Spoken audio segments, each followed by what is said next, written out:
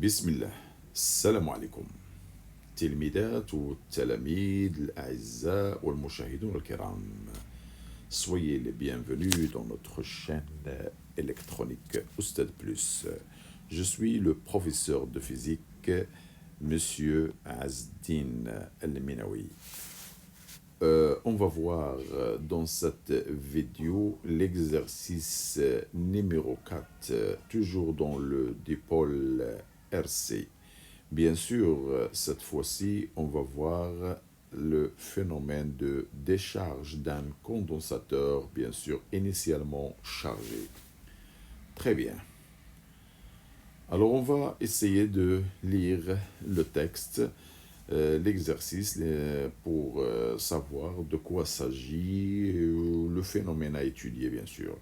Alors, comme vous voyez, la décharge d'un condensateur initialement chargé. Donc, un condensateur de capacité, on a donné la capacité c'est 2,4 microfarad, chargé par un générateur de tension constante et utilisé pour allumer une lampe.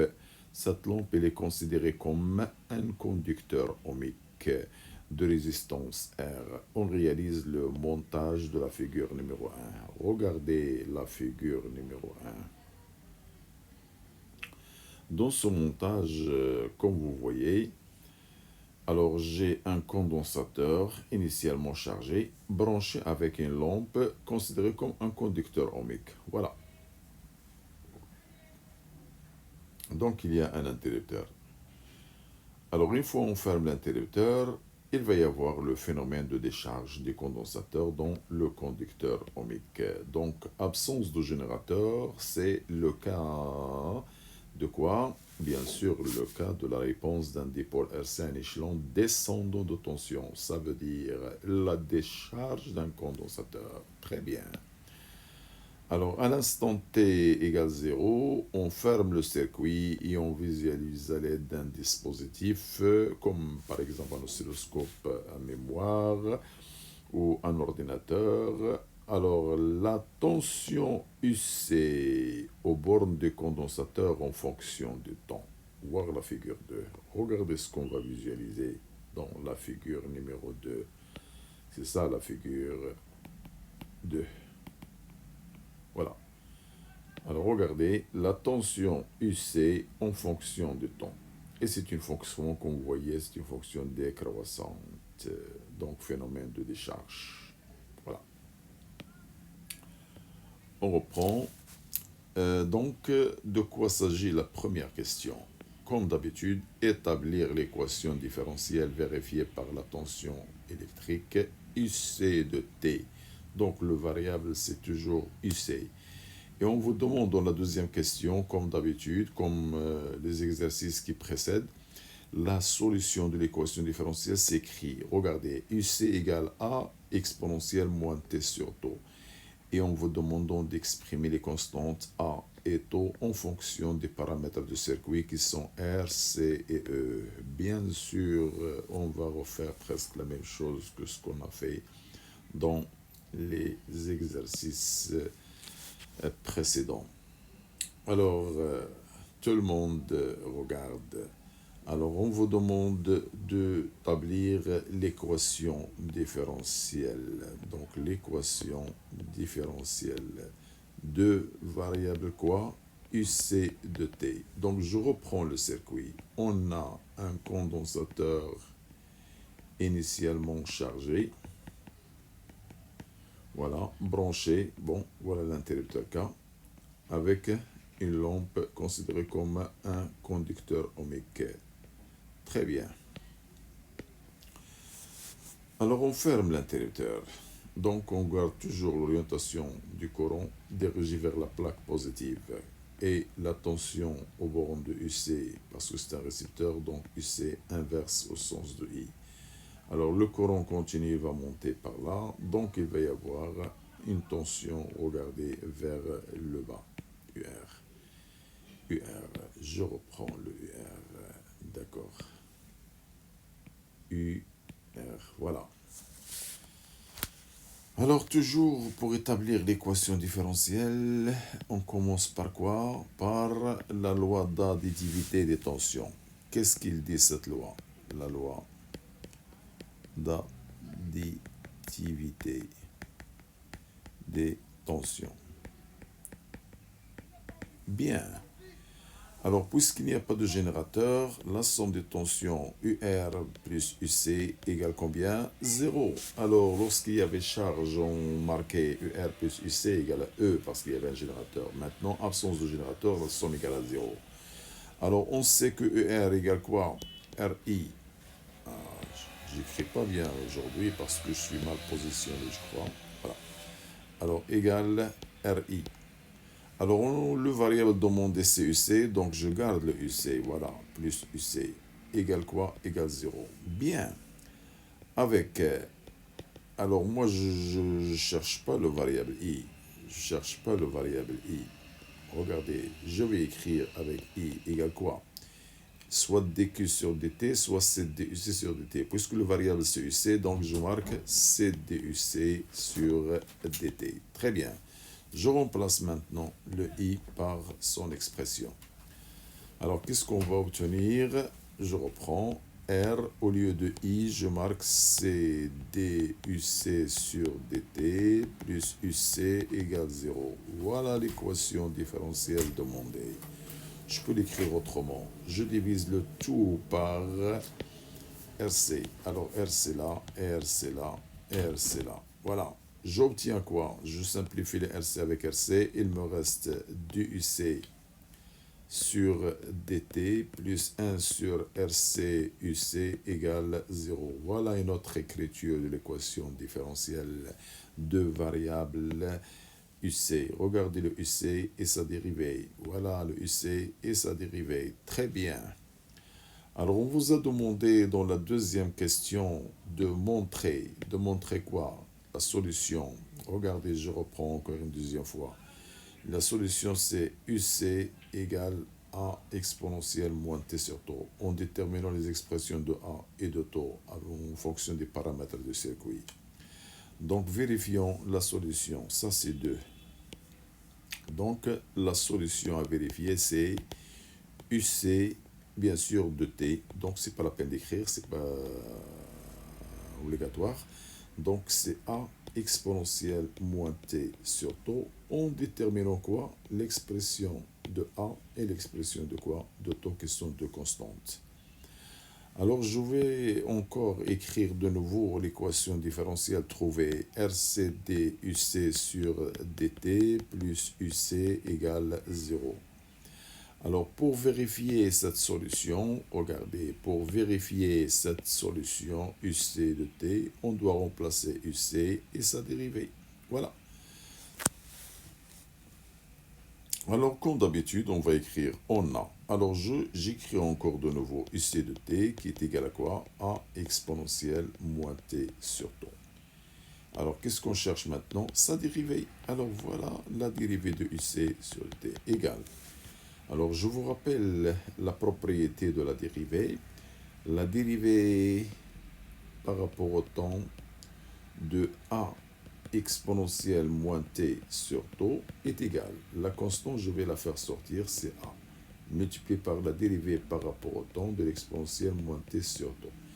Et je vous rappelle, elle est égale à multiplié. Alors, la dérivée de l'exponentielle, c'est moins 1 sur tau exponentielle moins t sur tau. Voir le résumé de cours et les exercices précédents, bien sûr.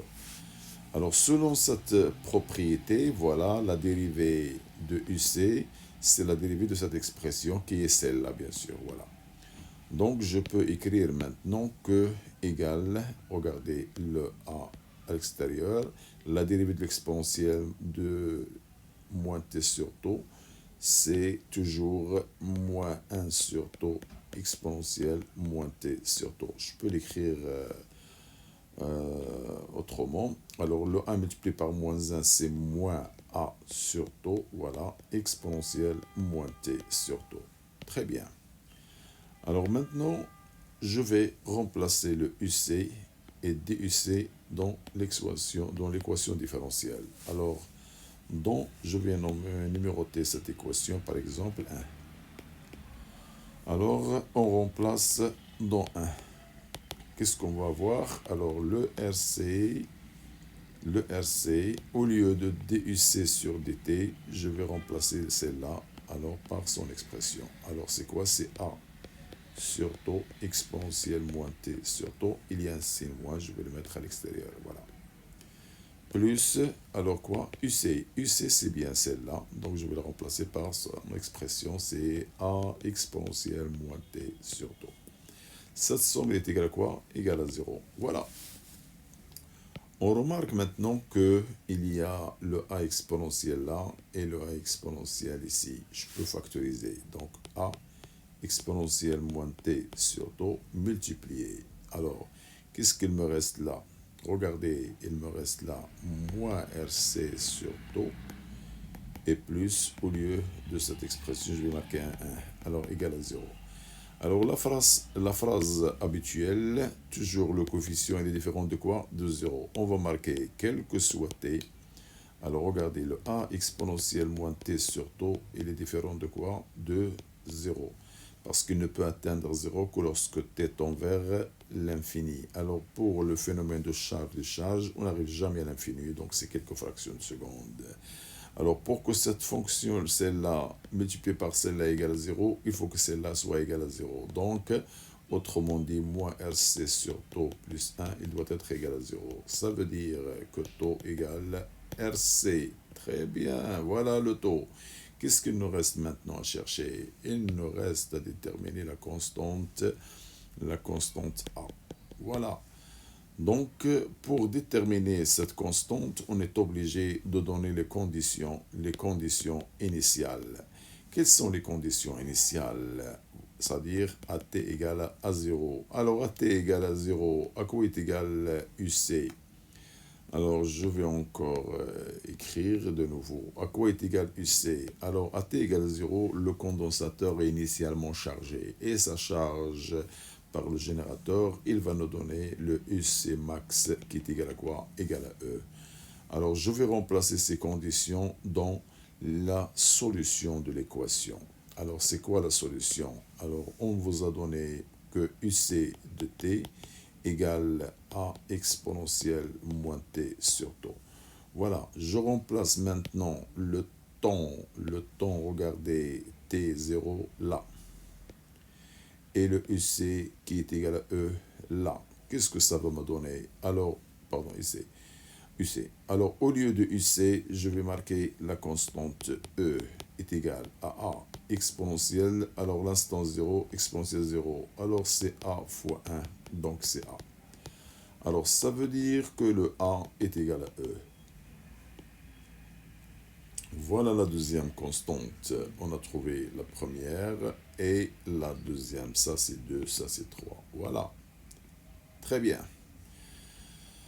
Maintenant, je peux écrire que la solution de l'équation, c'est UC de T égale, au lieu de A, je vais marquer la constante E exponentielle moins T sur taux, avec toujours taux est égal quoi? RC. Très bien, voilà ce qu'on a trouvé.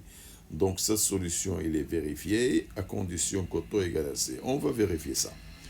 Alors, regardez maintenant cette condition taux égale RC. Si je la remplace ici, si je la remplace là, RC. RC par RC, ça va donner 1 avec un moins, c'est moins 1. Moins 1 plus 1, c'est 0. Alors 0 multiplié par cette expression, ça donne 0, est égal à 0. Donc il est vérifié. Pour nous, cette relation, ça devient une loi, mais à condition taux égale RC. Alors qu'est-ce qu'on a appelé taux? Taux, c'est la constante du temps. De quoi? Du dipôle, alors RC. Regardez, cette constante elle reste la même, soit dans le cas du charge ou de décharge d'un condensateur. Je reprends maintenant la question numéro 3. Vérifiez que taux a la dimension du temps. Alors, regardez la question numéro 3. on vous demande de montrer que taux, on montre que taux a la dimension de quoi? D'un temps, ça veut dire l'équivalent en temps. Alors pour montrer ça, on l'a déjà montré dans le résumé, l'autre fois je vous ai dit dans l'autre exercice, voir le cours, je ne vais pas redire la même chose, je vais la montrer, ok, parce que cette démonstration elle se répète. Alors qu'est-ce qu'on a? On a taux égale RC. Bien, cela veut dire que la dimension de taux, elle est égale à la dimension de R multipliée par la dimension de quoi? De C.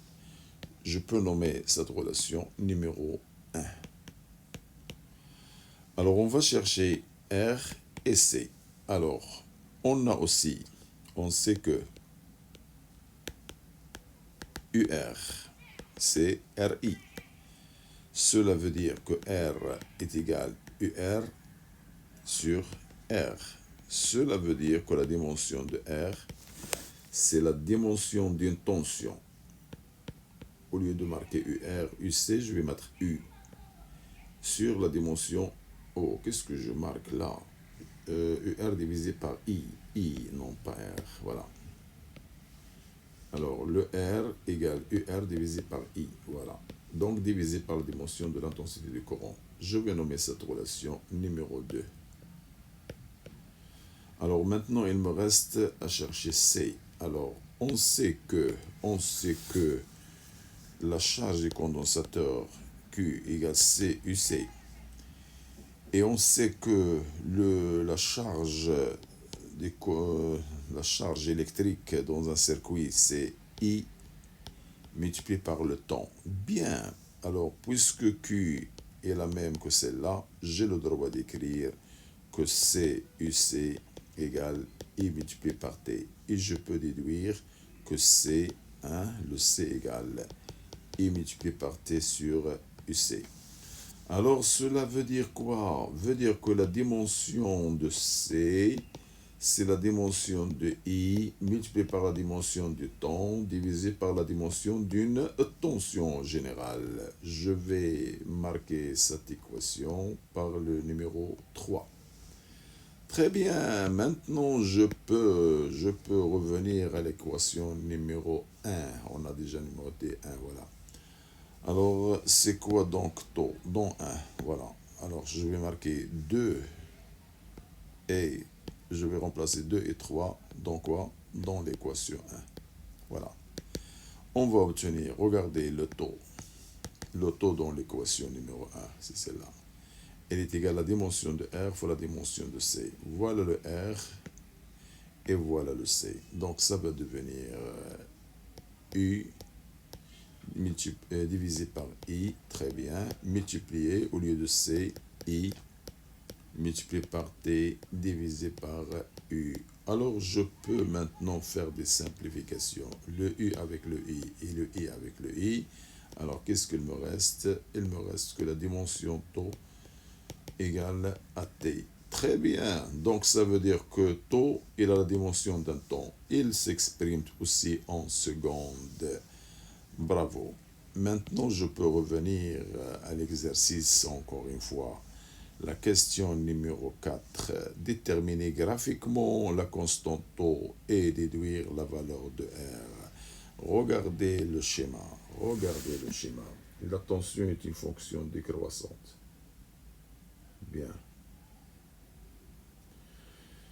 Regardez cette tangente à l'instant 0.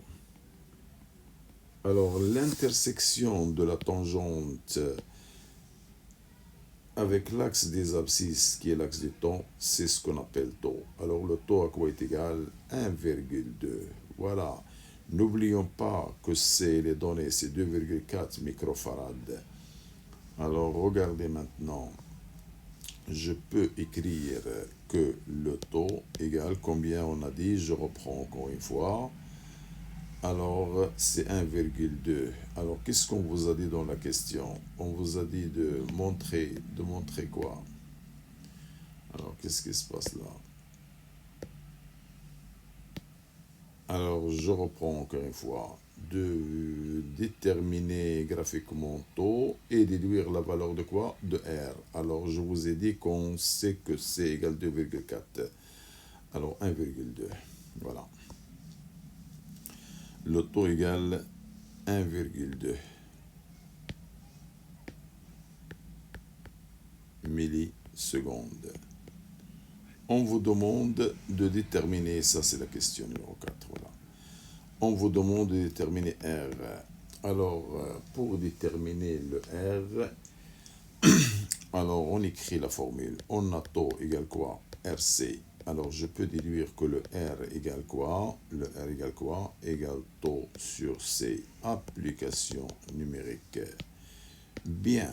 Alors, le R, elle est égale taux. Combien on a trouvé le taux? 1,2. Oh, quelle écriture! 1,2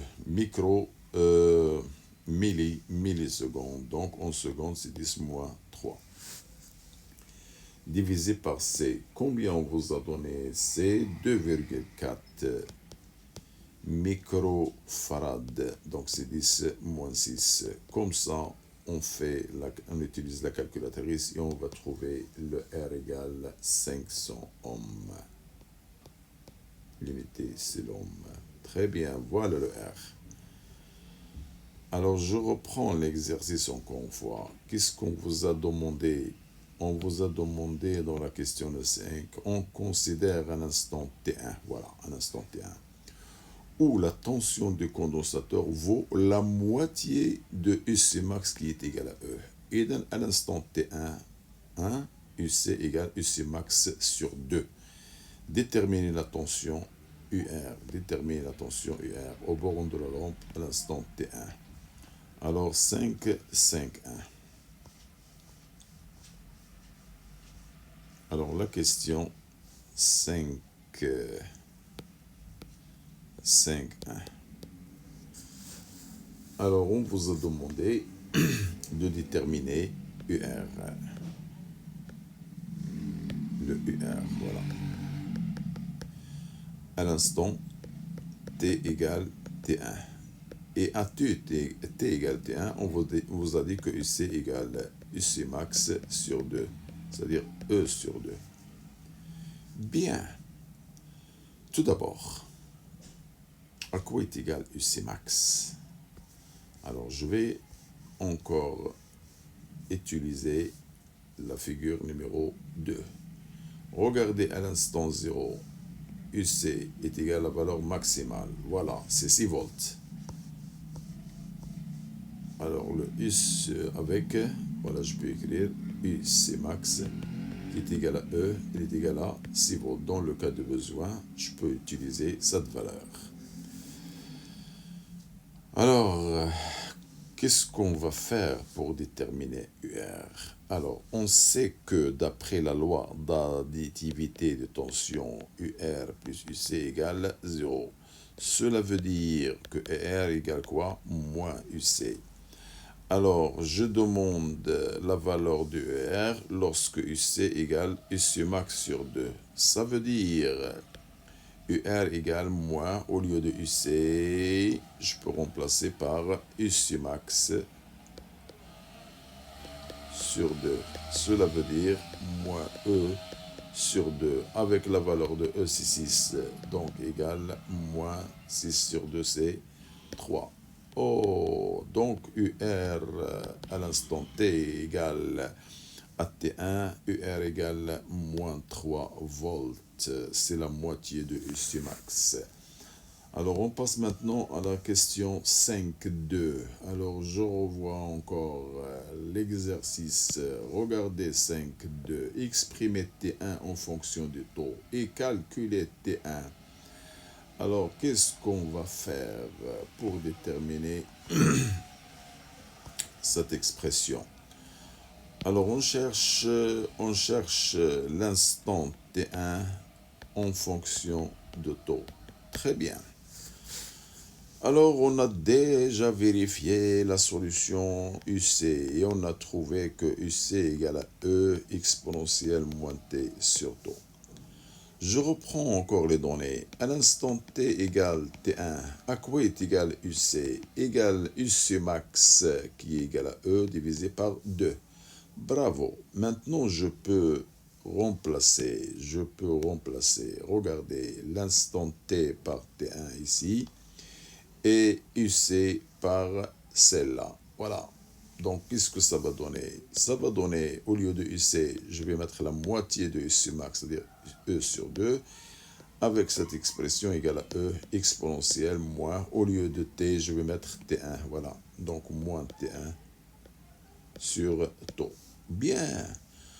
On peut avoir maintenant, faire une simplification de E. Alors, il va me rester 1 demi égale exponentielle moins T1 sur taux.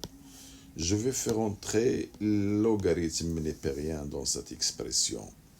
Alors, qu'est-ce que ça va donner le logarithme? Regardez, logarithme népérien de 1 demi, c'est-à-dire de 2 moins 1, égale logarithme népérien de l'exponentielle moins t1 sur taux. Je vous rappelle la propriété mathématique ln de x plus ou moins n, alors je peux faire descendre le plus ou moins n, ln de x. Bien. Et je vous rappelle que ln de l'exponentielle plus ou moins n est égal aussi plus ou moins n directement parce que multiplié par ln de e qui est égal à 1, donc c'est plus ou moins n. Alors ces propriétés, ils vont me permettre de résoudre ce que j'ai devant. Voilà. Alors c'est quoi ln de 2 moins 1? Je vais faire descendre selon cette propriété moins 1 ln de 2. Bien, égal. ln de l'exponentielle, je vais utiliser cette propriété. Je fais descendre le plus ou moins n, voilà. Alors ça va donner moins t1 sur taux. Très bien. Alors maintenant, je peux déduire c'est quoi donc le t1. Le t1 est égal, le mois avec le mois, ils vont devenir plus. Je multiplie le taux là, alors ça va me donner taux ln de 2. Voilà ce qu'on vous a demandé, la relation entre t1 et taux. Alors maintenant, on vous demande de faire une application numérique pour calculer l'instant t1. Alors t1 égale taux. Combien on a trouvé taux? 1,2 10 moins 3 multiplié par ln2. Avec la calculatrice, on va trouver exactement la valeur. Voilà, j'ai déjà fait peut-être les calculs. Alors 0,83 millisecondes. 0,83 10 moins 3 secondes, c'est-à-dire 0,83 millisecondes. Voilà le T1 égale 0,83 millisecondes. Bien. Alors, la question suivante. Alors, la question 5.3. Calculer l'énergie électrique E1 emmagasinée ou stockée par le condensateur à cet instant T1. Et dans 5.3, on cherche l'énergie stockée dans le condensateur. 5.3. L'énergie électrique stockée dans le condensateur. Alors, quelle est la formule de l'énergie tout d'abord? L'énergie électrique, c'est 1 demi CUC au carré. Très bien, ça c'est la formule. Alors, je cherche cette énergie à quel instant? Alors, à t égale t1. Bien. Alors, à t égale t1, qu'est-ce qu'on a dit pour la tension UC égale UC max qui égale à E sur 2? Bien, donc je vais remplacer le UC que j'ai là par son expression. Alors, ça va donner EE, que je vais nommer 1, égale 1 demi C. Au lieu de UC, je prends E sur 2 et je n'oublie pas le carré. Alors, je crois que les valeurs sont déjà données. Alors, 1 demi, c'est donné dans l'énoncé, c'est 2,4 10 moins 6 microfarad. Et le E, on l'a déduit de la courbe, c'est 6 divisé par 2, alors au carré. À la fin, on va obtenir 1,08 10 moins 5. 1,08 10 moins 5. L'unité, c'est le joule. Bien, donc voilà l'énergie demandée à l'instant T1. Alors, qu'est-ce qu'il nous reste à calculer ou à montrer? Très bien. Regardez la question numéro 6. Montrer. Alors, on va faire une démonstration que l'expression de quoi? De l'intensité du courant I de T. Un instant T, bien sûr, au cours de décharge. Et quoi? Et I0 égale, I de T égale moins I max exponentielle de moins T sur taux. En précisant l'expression de I max en fonction de R et E. Très bien. Alors, on va faire une démonstration. Je crois que les démonstrations sont semblables, même dans le cas de charge. Alors, dans cette question numéro, je crois, 6, je crois. Dans la question numéro 6, alors, on vous a demandé de trouver ou de montrer que l'expression de T égale I max exponentielle moins T sur taux, je crois, avec un signe moins. Je reprends encore une fois l'exercice. Alors, regardez, voilà. Donc, on va montrer cette expression. En précisant l'expression de quoi? De I max. Très bien. Alors, comment on va commencer cette réponse? Je crois que de préférence de commencer par l'expression de I.